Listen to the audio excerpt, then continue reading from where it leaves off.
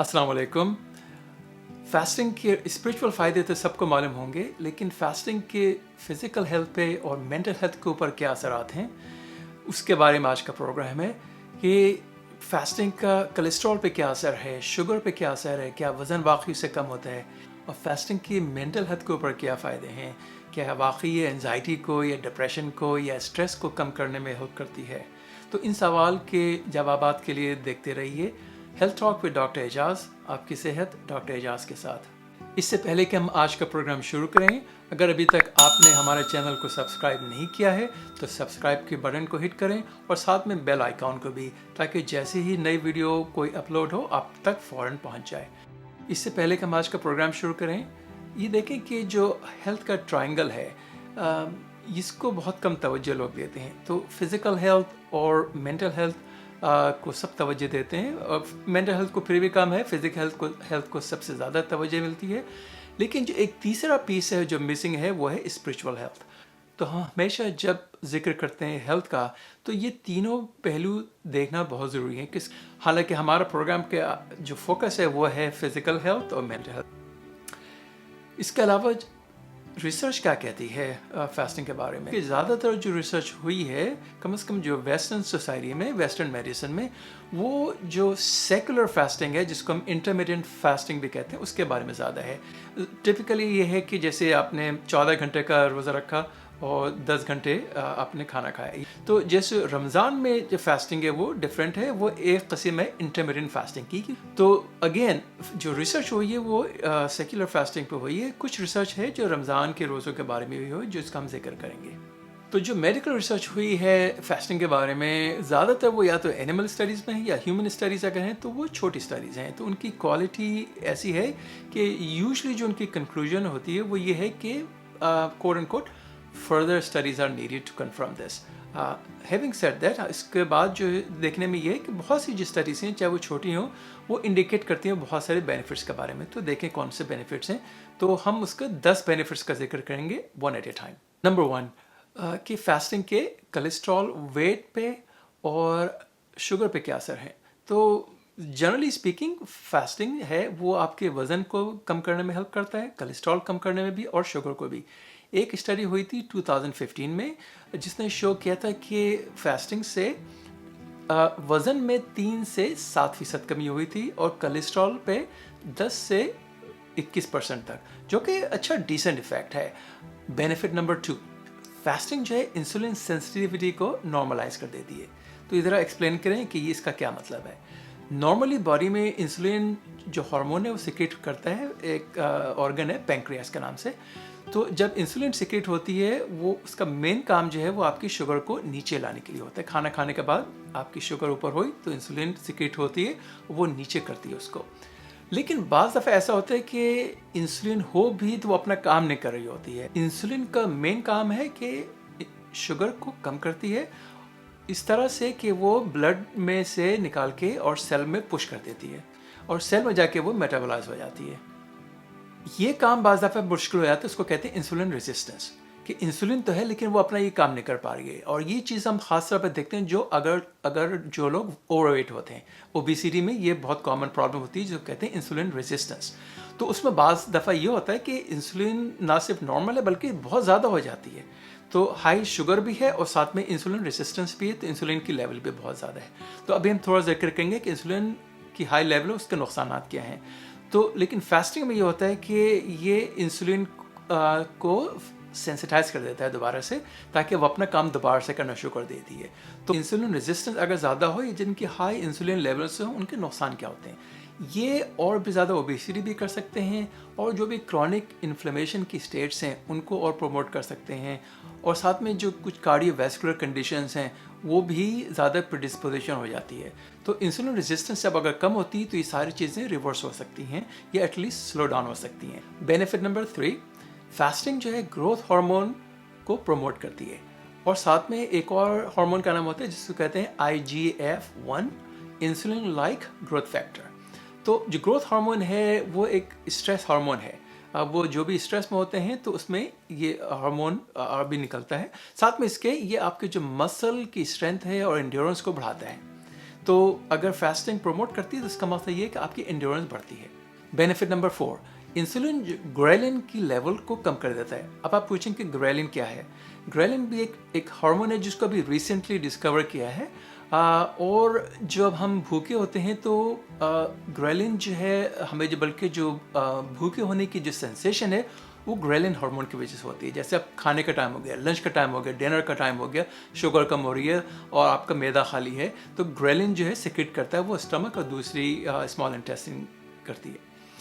تو یہ جو بھوک ہے اس کی جو ہمیں احساس ہے وہ گریلن کی وجہ سے ہوتا ہے. جب ہم فاسٹنگ شروع کرتے ہیں تو گریلن کی لیول ایکچولی اوپر چلی جاتی ہے, تو اس لیے ہمیں اور بھی زیادہ بھوک لگتی ہے.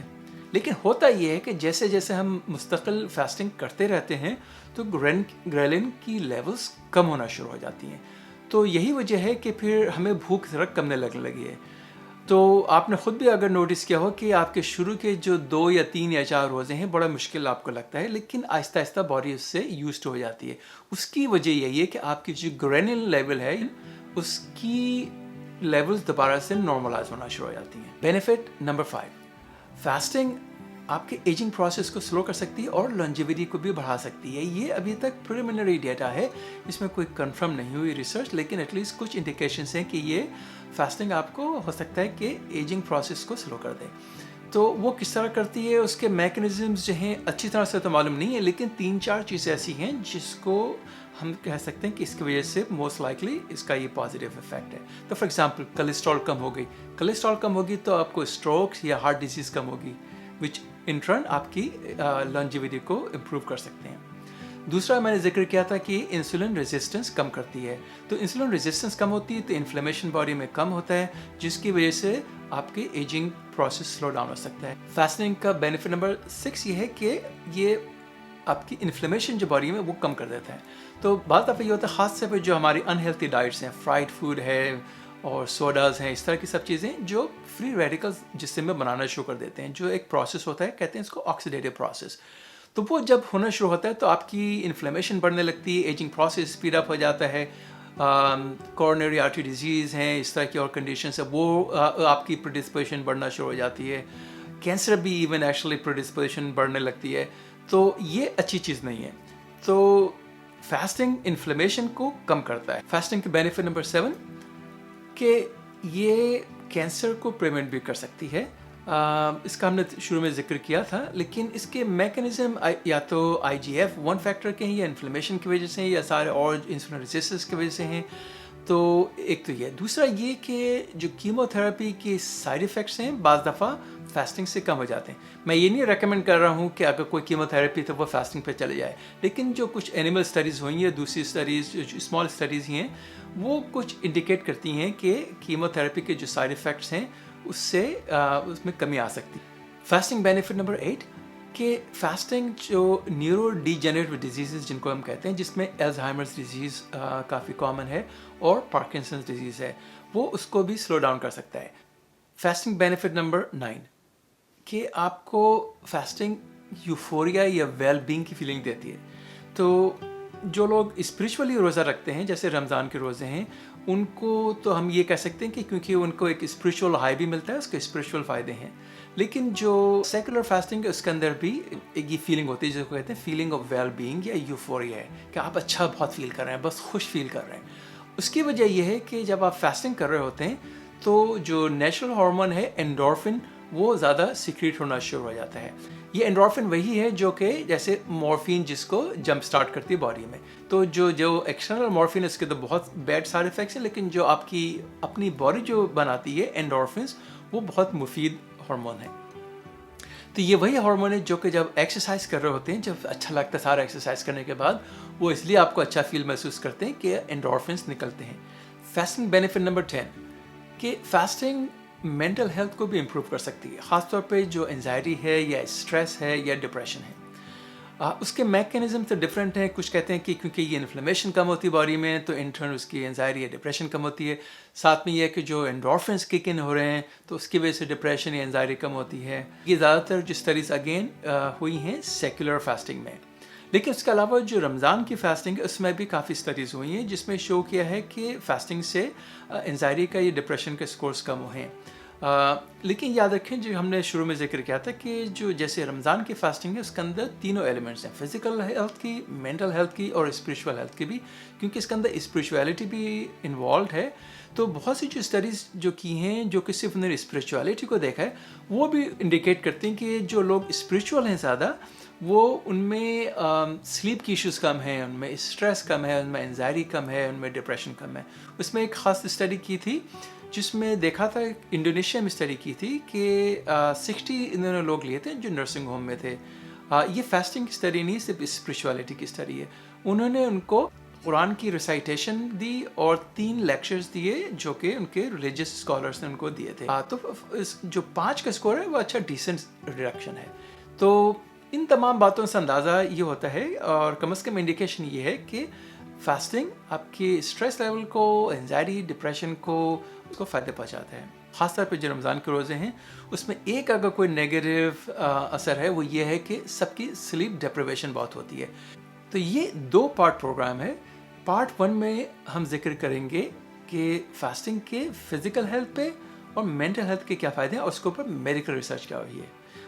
پارٹ 2 میں ہم ذکر کریں گے، بلکہ آپ کو کچھ ٹپس دیں گے، ہیلتھی ٹپس کہ فزیکل ہیلتھ کو کیسے امپروو کیا جائے اور اپنے جو فاسٹنگ ہے اس کو کیسے ہیلتھی بنایا جائے. کچھ ٹپس دیں گے جو پریکٹیکل ٹپس ہیں آپ کے اسٹریس کے بارے میں، سلیپ کے بارے میں یا ڈپریشن کے بارے میں. اچھا، اس سے پہلے کہ ہم پروگرام ختم کریں یہ میں آپ کو دوبارہ سے یاد دلا دوں کہ یہ پروگرام ہمارا جو ہے وہ میڈیکل ایڈوائس نہیں ہے، صرف جنرل گائیڈ لائنس دینے کے لیے ہے. تو آپ کو اگر خاص طور پہ کوئی میڈیکل کنڈیشنز ہیں، ہائی بلڈ پریشر ہے، شوگر کی پرابلم ہے یا ہارٹ ڈیزیز ہے، یہ سب چیزیں تو اپنے ڈاکٹر سے ضرور مشورہ کریں. تو اگلے پروگرام تک ڈاکٹر اعجاز کو اجازت دیجیے. خدا حافظ.